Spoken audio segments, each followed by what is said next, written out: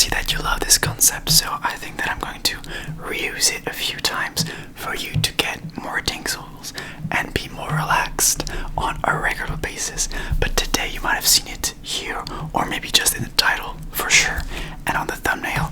I'm going to read to you The Lord of the Rings, but in French, which is called Le Seigneur des Anneaux. So, if you're ready, let's begin into the first volume of such an amazing saga.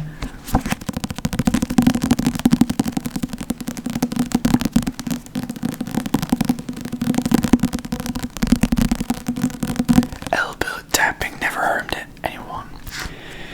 Let's get started. This is an amazing book. I can't wait to read it to you. I'm just going to do a few pages because if I did the whole book, it might be like 13 hours. And you might be awake and I'll still be reading it. So the book starts with a map of the Mordor. Oh, and just the land of Lord of the Rings in general.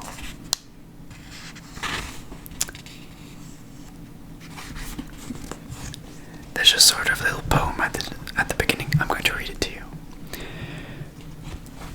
Trois anneaux pour les rois elfes sous le ciel, 7 pour les seigneurs nains dans leur demeure de pierre, 9 pour les hommes mortels destinés au trépas, 1 pour le seigneur ténébreux sur son sombre trône, dans le pays de Mordor où s'étendent les ombres, un anneau pour les gouverner tous, un anneau pour les trouver, un anneau pour les amener tous et dans les ténèbres déliés, au pays de Mordor où s'étendent les ombres.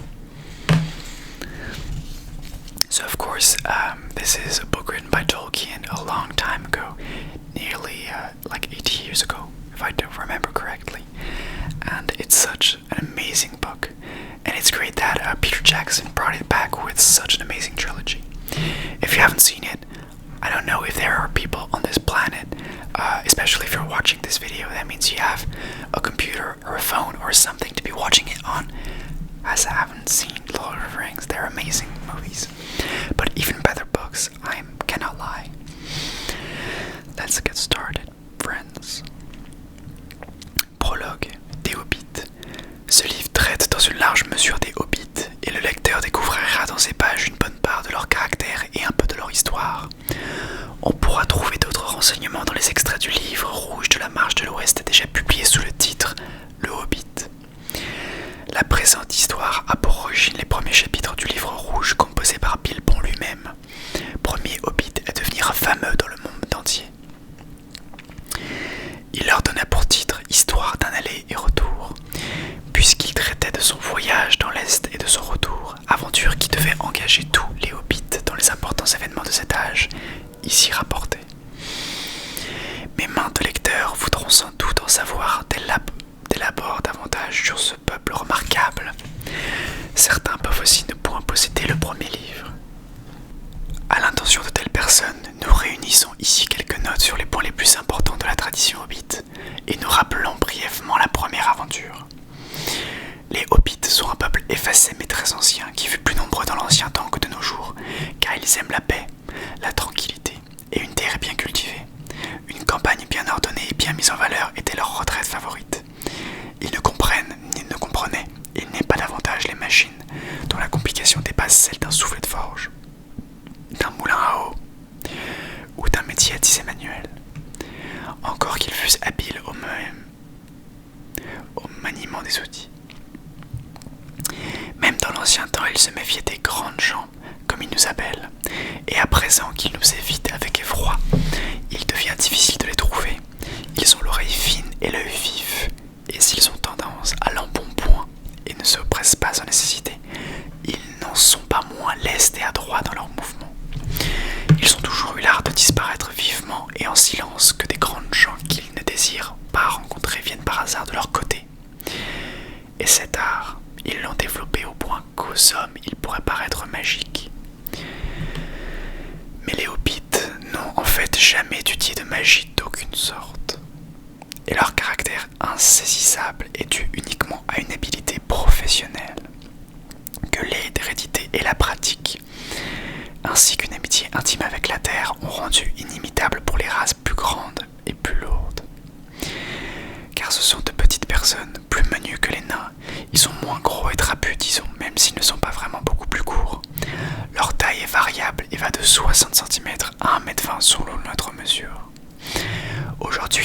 atteignent rarement 90 centimètres. Mais ils ont diminué, disent-ils, et dans l'ancien temps, ils étaient plus grands. D'après le livre rouge, Bando Braddock, le taureau mugissant, fils d'Ansegrin II, mesurait 1,40 m et il était capable de monter à cheval. Il ne fut dépassé dans tous les annales hobbites que par 2 personnages fameux de l'ancien temps, mais il sera traité de ce curieux sujet dans le présent livre. Quant aux hobbits de la comté, dont il s'agit dans ces récits, ils étaient du temps de leur paix et de leur prospérité, de joyeuses gens. Ils se vêtaient de couleurs vives et affectionnaient particulièrement le jaune et le vert. Mais ils portaient rarement des chaussures, leurs pieds ayant la plante dure comme du cuir et étant revêtus d'un épais poil frisé très semblable à leur chevelure, communément brune.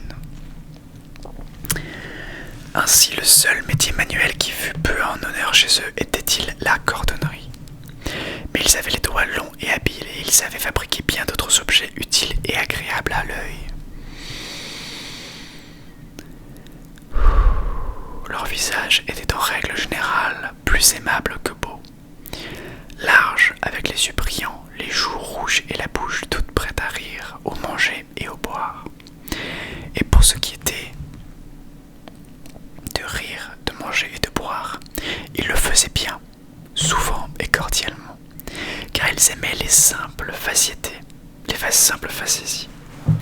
en tout temps et 6 repas par jour, quand ils pouvaient les avoir.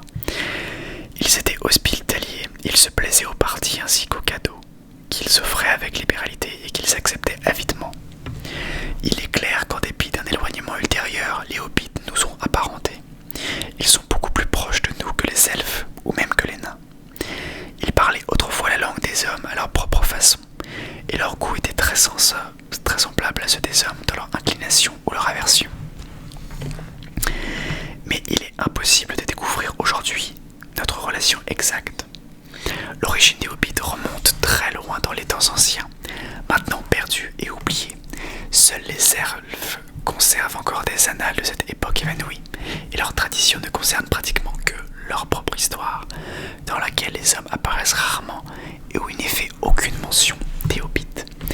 Il est cependant clair que ceux-ci avaient en fait vécu tranquillement dans la terre du milieu durant de longues années avant que d'autres n'eussent même conscience de leur existence.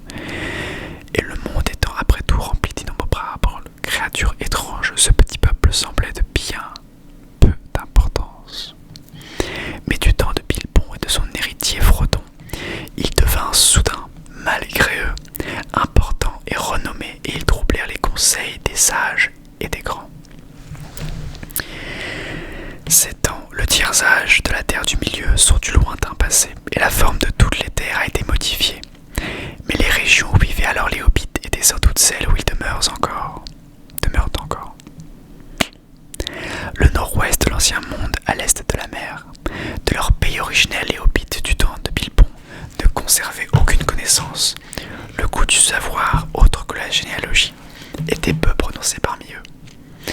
Mais il restait encore quelques membres des plus anciennes familles qui étudiaient leurs propres livres et même rassemblaient les documents des anciens temps et des terres lointaines auprès des elfes, des nains et des hommes. Leurs propres archives ne remontaient qu'à l'établissement de la comté, et leurs légendes les plus anciennes ne se reportaient pas au-delà du temps de leurs odyssées. Il ressort néanmoins clairement de ces légendes et du témoignage de leurs paroles et coutumes particulières que, comme maint aux autres peuples, les hobbits s'étaient dans un loin passé déplacés vers l'ouest. Leurs plus anciens récits semblent entrevoir un temps où ils demeuraient dans les vallées supérieures de l'Anduin, entre les saillants de Verbois-le-Grand et les monts brumeux.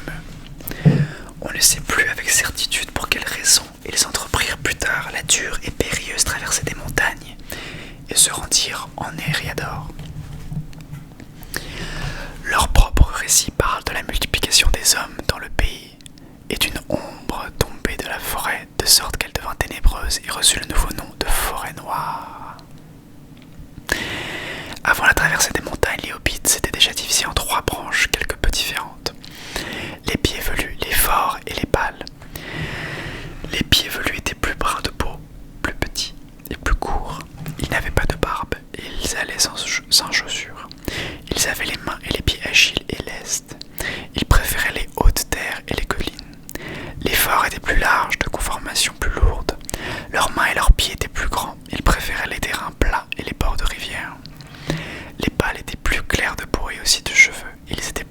plus élancés que les autres.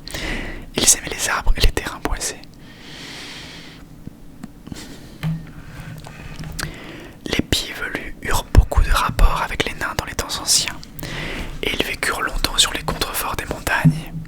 Ils émigrèrent de bonne heure dans l'ouest et ils parcoururent les Eriador jusqu'au mont Venteux, tandis que les autres étaient encore au pays sauvage. C'était la variété la plus normale et la plus représentative des hobbits, de beaucoup la plus nombreuse. Ils étaient les plus enclins à s'établir dans un endroit plus précis, et ce furent aussi qui conservèrent le plus longtemps la coutume ancestrale de vivre dans des galeries et des trous. Les forts s'attardèrent longtemps sur les bords du grand fleuve Anduin et ils craignaient moins les hommes. Ils vinrent dans l'ouest après les pieds velus et suivirent le cours de la Sonoronne en direction du sud. We're already page 17. I think I'm going to stop there or this is going to be a few hours long. It was my pleasure to read this. I love this story so much. I've read this book so many times. Well, all three of them. Tolkien is a genius for all of this. I hoped, if you don't understand French, that you were a little bit relaxed. If you did, it'd be my pleasure to see you again, because that means that you enjoy the ASMR community and this channel. So if you could subscribe to Ravi ASMR, it'd be my pleasure to see you again. If you were watching this at lunchtime, have an amazing rest of the day. But if you're watching this at night, have a tremendous night.